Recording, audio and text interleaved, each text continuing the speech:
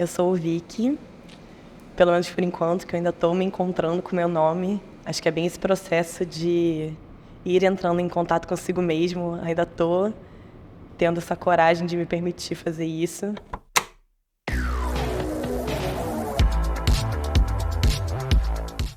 Sou do Rio de Janeiro, da Zona Norte, mas cumpri assim, essa missão comigo mesmo de vir todo dia para Niterói. Queria muito fazer psicologia, é o curso que eu faço hoje. E eu descobri que é só o meu pontapé para pesquisar saúde, que o que eu gosto mesmo é pesquisar saúdes. Fui descobrindo que a psicologia podia ser esse campo onde eu poderia entrar em contato com o jeito como cada um produz sua saúde. E é isso que me interessa. Inclusive, meu TCC que eu estou montando, vou me formar esse ano, fé, vai ser sobre saúde de pessoas, né, da população T, trans e travestis, de como a gente, tendo historicamente nossos direitos de uma produção coletiva de saúde no cotidiano, nas instituições, né, no SUS, que agora está tendo algumas garantias mais alinhavadas assim, mas como é que a gente produz saúde no dia a dia, porque a gente precisa.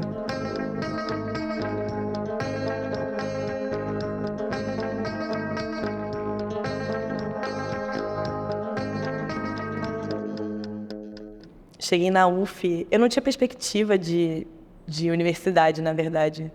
Minha família, né, das várias partes da minha família, não tem esse convívio com espaços de universidade, né?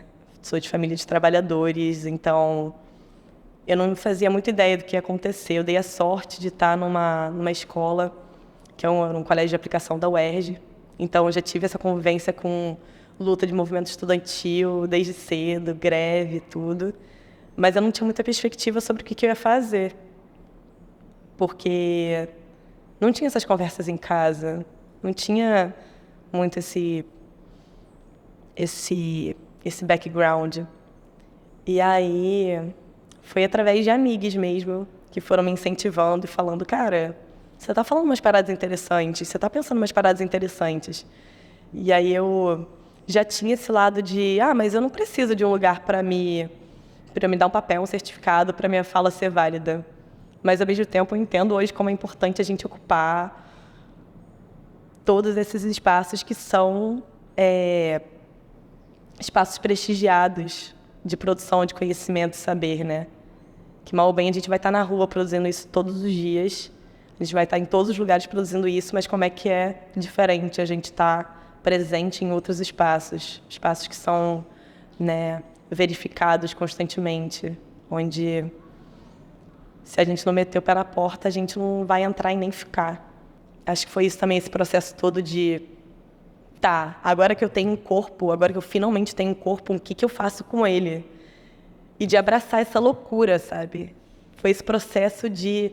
Eu já tinha uma paixão pela loucura, no sentido de uma loucura que é coletivizada, de uma loucura que é reconhecida, enquanto processo de entrar, primeiro molhar o pezinho, depois você vê que você já está na cintura, e quando você vê, você já jogou a sua cabeça nessa loucura toda, que é uma loucura extremamente producente. Por exemplo, eu lembro muito que a carta que mais me impactou no tarô foi a carta do louco, assim, que é a carta 0, né, para muitos baralhos, que é a carta de se desapegue de todas as estruturas que te foram dadas enquanto verdades absolutas. Pegue apenas o necessário para você se cuidar na jornada e abrace a jornada, porque ela é a única coisa que você tem.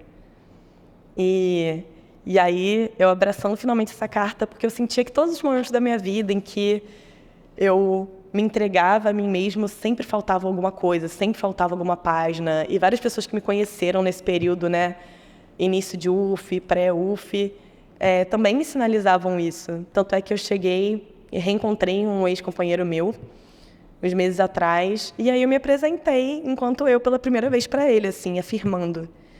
E aí, não, eu sou o Vicky, tudo, ou E-Vicky, que eu também transito nessa transmasculinidade não binária também, acho que eu me encontro, acho que eu vou chegar aí também.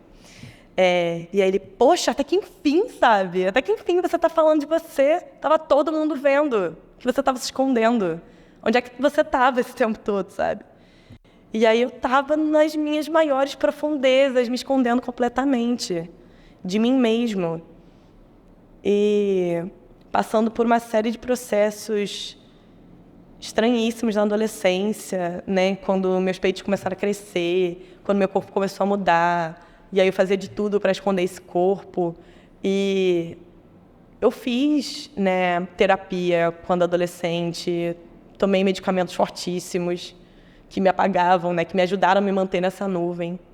Acho que também por isso que eu entro na psicologia, para fazer uma afronta a esses cuidados mais legitimados, como cuidados farmacêuticos, cuidados de processos terapêuticos mais legitimados socialmente, podem ajudar muito a gente, mas como também, quando eles têm uma perspectiva ciscêntrica, né, que repete uma cis-heteronormatividade. E aí eu não digo sobre, é uma pessoa cis-hétero, então eu recuso qualquer forma de cuidado.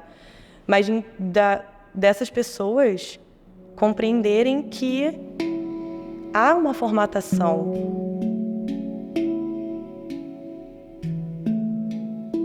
Ao contrário do histórico da maioria das pessoas trans, pelo menos das que eu conheço e que eu tomo conhecimento, eu tive acesso a cuidados, né, enquanto corpo privilegiado, né, um corpo branco, um corpo de uma classe trabalhadora, sim, mas de uma classe trabalhadora que foi conseguindo, né, se estabilizar um pouco mais, não ter um conforto extremo, mas ter alguma estabilidade, que tem um olhar de cuidado. Teve um olhar de cuidado sobre o meu corpo, só que foi um olhar de cuidado formado nessa cis-heteronormatividade, formado numa constelação de cuidados que entendia que seria muito melhor para mim eu me abster de mim e repetir uma série de conveniências sociais, porque é conveniente a gente não se descobrir enquanto pessoa trans. É muito conveniente.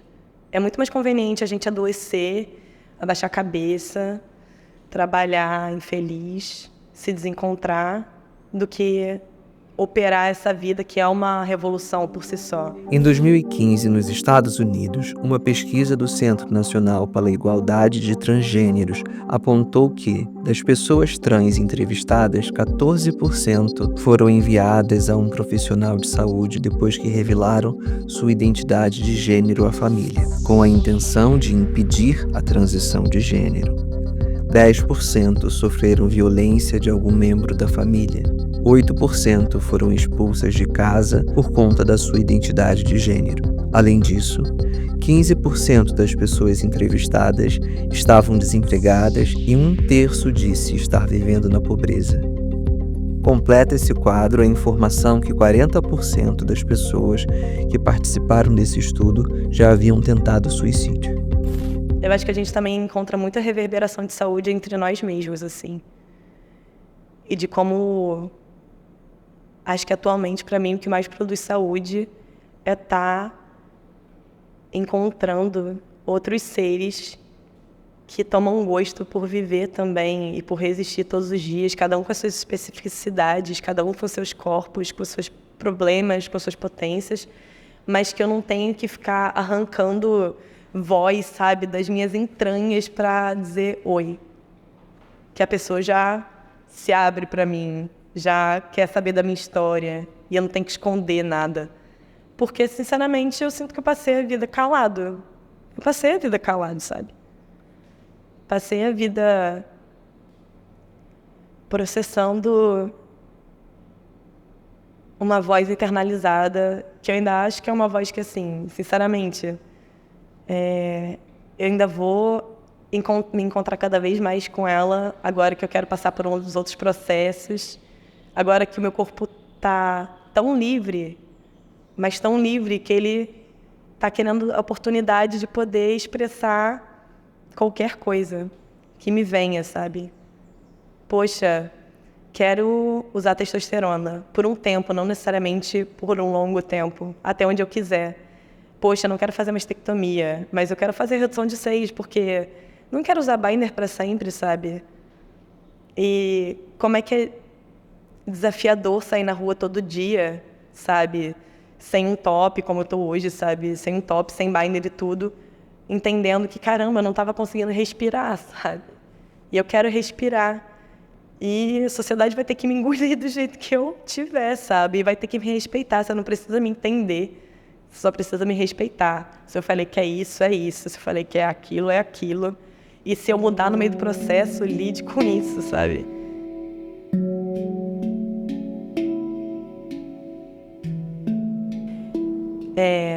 Sobre assumir alguma coisa. Estou até ressignificando essa palavra, porque no outro dia eu contei para a primeira pessoa da minha família, cheguei e falei, então, sou trans. E foi no aniversário de um amigo trans e tudo, que um primo meu me barrou. E aí eu estava ali entre os meus, sabe? Eu olhei ao redor e esse primo estava super à vontade. Eu falei, então, eu sou dessa galera aqui. E aí a gente produziu um encontro lindo, porque ele também me devolveu isso de, caramba, pela primeira vez eu tô te vendo crescer, sabe? Eu tô vendo seu olho. Pela primeira vez eu tô vendo seu corpo, sabe? E uma troca tão sincera. E aí eu falei para essa primeira pessoa da minha família, né? E aí eu cheguei para uma pessoa que estava no rolê em que eu contei e falei, me assumi.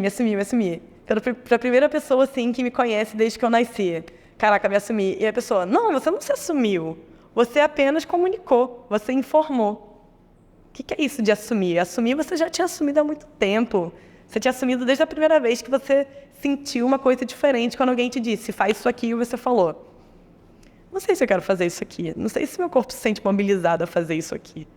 Não sei se meu corpo se sente mobilizado a ficar só nessa caixinha, repetir essas coisas, sabe? E não sei se meu corpo também se sente na vontade de... então eu vou diretamente para outra caixinha e vou performar até que eu acredite de que eu odeio a outra caixinha, sabe? Por que a gente não pode fazer um mosaico todo de misturas e também produzir meio que uma vida meio Frankenstein mesmo, recolhendo cacos e montando coisas, vendo com o que a gente quer mexer, com o que a gente quer produzir vida, porque não está dado. Eu tenho uma memória, assim, de infância que me marca muito, que é... Meus pais conseguiram, na época, né, se desenrolando de grana, empréstimo, dinheiro emprestado, tudo, me colocar numa creche para eles poderem trabalhar e tudo. E eu lembro que foi um choque bem grande estar com outras crianças, ver muitas crianças, né, de uma vez. Eu cresci numa vila, lá na zona norte do Rio, e em que eu sinto que os encontros que eu tive na infância não reproduziam tão fortemente algumas normatividades que eu encontrei desde cedo, assim, com 5 anos na creche, né? Então foi um choque para mim. Esse momento eu tenho memórias assim mesmo. E nessas memórias, eu lembro que eu encontro com outras crianças e com adultos também na época, né, dessa creche, em que quase tudo que eu queria fazer era barrado. Porque era isso, numa hora eu queria brincar de boneca, na outra eu queria pular amarelinha, jogar futebol, tudo. Que era como eu me organizava, né? E que é inclusive a época que minha mãe fala que, pelas fotos, era a época que eu mais sorria, assim, que eu estava só existindo. Eu lembro que na adolescência, às vezes, minha mãe mandava, né, mostrava fotos ou alguma coisa assim, e ficava me questionando, olha, você sorri aqui, por que você não sorri mais? Por que você nunca mais sorriu, sabe? E nessas memórias, né, da infância, eu lembro de eu sentir o meu corpo tentando ser separado, assim. Porque é isso, se eu não via uma divisão no mundo, eu não conseguia entender. E aí, desde criança, essa ideia de loucura me invadiu, sabe? Então você tem um problema. Então você é louco, assim. Já tive terapeutas que disseram que eu era esquizofrênica, que eu era psicótico, sabe? E eu lembro de figuras de autoridade, né? Professoras, pessoas mais conservadoras que cruzavam o meu caminho tentando operar, sabe? Segue isso aqui vai te trazer saúde, isso aqui vai te trazer, sabe, amor, isso aqui vai te trazer felicidade. E eu tentei repetir, sabe? E eu lembro que uma coisa que me fez, no meio de tentar reproduzir essas performatividades num segundo momento da minha infância, início de adolescência e tudo, e adolescência, o que produziu um racha nessa tentativa absurda, e aí isso é loucura mesmo, da loucura ruim, assim, foi eu abraçar um pouco mais a minha sexualidade e deixar um pouco de lado, assim, expressão de gênero e tudo. Eu estava uma pessoa bem camuflada, sabe? E porque eu não conseguia mentir para minha orientação sexual, sabe? Eu não conseguia mentir para o meu desejo, que era um desejo pelas pessoas. A população transgênero segue lutando contra os estigmas e o cenário transfóbico, no país que mais mata travestis e transexuais do mundo. Segundo dados da organização não governamental Transgender Europe, com uma expectativa de vida de apenas 35 anos, em um contexto que os coloca em uma posição marginalizada, de alta evasão escolar e afastada do mercado de trabalho. Medidas de inclusão e visibilidade se tornam urgentes. E aí o afeto, assim, acho que foi o que me trouxe até hoje, assim. Esse carinho de sentir por outras pessoas que se meu afeto estava descontrolado, sabe? Estava num descontrole, estava numa insubmissão. Afeto insubmisso, sabe? Eu não conseguia mentir pro meu afeto. Até hoje eu não consigo. E toda a minha vida achei que isso era um problema. E toda a minha vida porque me disseram que isso era um problema, sabe? E tive encontros maravilhosos, assim. Mas ainda tinha essa dobra, sabe? Num momento eu achei que era sapatão, no outro momento eu achei que era bi. Aí quando eu me entendi enquanto pessoa pansexual, eu falei, pronto, tá tudo certo, acabou por aqui, já quebrei coisa demais, já tá bom. Né? Vamos parar, Vicky. Me chamava de outro nome na época, mas vamos parar, tá? E a cada dobrinha que eu fazia, ficava... O chão inteiro tremia, e eu todo tremia, mas não. Agora parou. Beleza, agora parou. E aí, na época, eu nem entendi, assim. Eu me entendi enquanto pessoa pansexual com 16 anos, agregando, né, pra mim, essa categoria. Porque o que eu sentia sempre se aproximou de uma pansexualidade, o que a gente chama de pansexualidade, né? Eu nem gosto de usar tanto nomenclaturas, porque eu não acho elas mais funcionais, assim. Acho que elas, muitas vezes, criam barreiras na gente se encontrar com as nossas intimidades e de realmente se relacionar, né? E aí eu achei que tinha parado por ali, mas eu ainda sentia uma distinção muito grande de mim para o resto da maioria das pessoas, assim. Sempre senti que tinha alguma coisa que eu não estava falando. Tinha alguma conversa que eu não estava tendo. Tinha alguma coisa que eu não estava expressando. E, no caso, era todo eu que eu não estava expressando muito. E aí, a universidade apareceu como um horizonte inexplorado, assim, onde é isso, ninguém me conhece lá. Parecia... Tem muita gente trans, travesti, conta isso, né? Tipo, o sonho de, caramba, cara, esse sonho comum de, caraca, eu queria ir para outra cidade, tipo, fazer um monte de coisa, e se fosse necessário, eu voltava para minha cidade de origem, e aparecia assim, ninguém ia me reconhecer, mas eu ia ser eu pela primeira vez.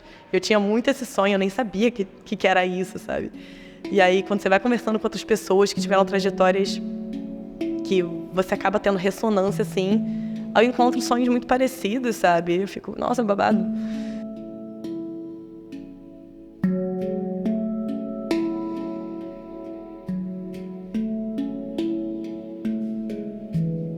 Quando eu conheço pessoalmente, as primeiras pessoas trans que eu conheci pessoalmente, que foram através da UF, assim, contatos, amigos que eu fiz na UF e tudo, eu fui vendo que tava chegando muita gente trans ao meu redor, assim, do nada. E eu fiquei, gente, o que é isso?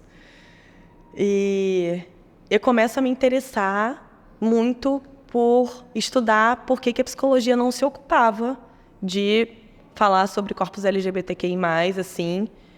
Mas, por algum motivo, eu quis pesquisar sobre corpos trans. logo de cara, assim.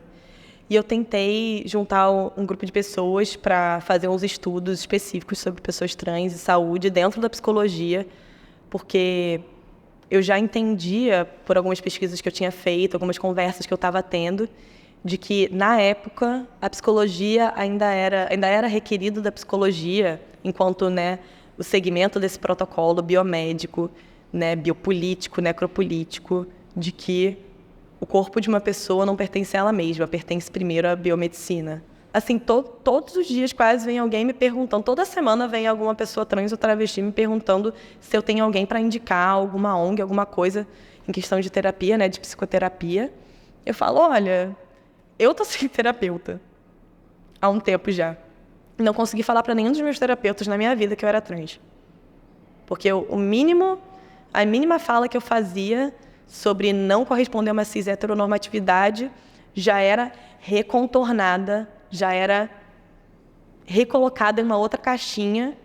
E aí a gente entra com nomenclaturas psiquiátricas ou dentro do circuito psicológico que ainda se coloca como progressista, mas que progressista é esse que ainda tem uma ciscentricidade tão explícita que não se incomoda com isso, sabe? Eu acho que isso tudo começa na graduação. Eu boto muita fé em graduando, sabe? A gente é a base da pirâmide de toda a produção de conhecimento legitimado. A gente não tem qualquer assim, subsídio. E eu não estou falando apenas de grana, eu estou falando assim, da gente ser valorizado, legitimado. Eu já tive uma série de documentos, de produções, de artigos meus que foram apropriados por outras pessoas, por doutores, pós-doutores.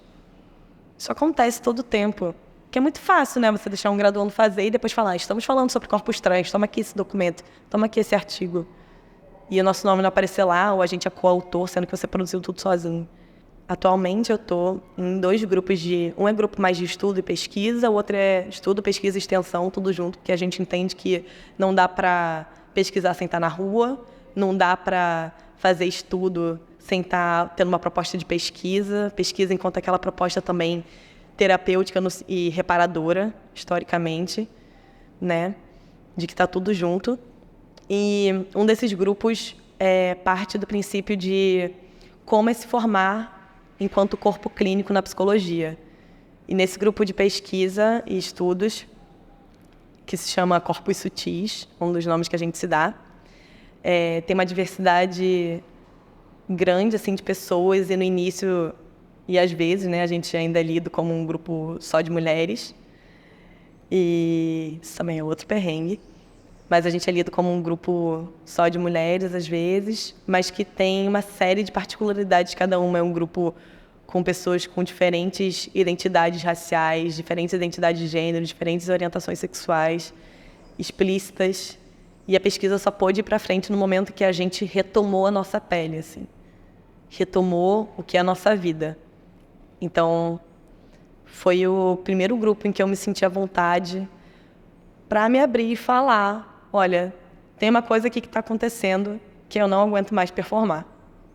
Ano passado, começou um grupo na psicologia que se chama GESEX, que é um grupo que já existia através do vínculo com uma outra universidade, mas aí a coordenadora foi demitida desse outro espaço e aí aproveitou para ocupar a UF nessas brechas que ela tem de afirmatividade de outros corpos, né?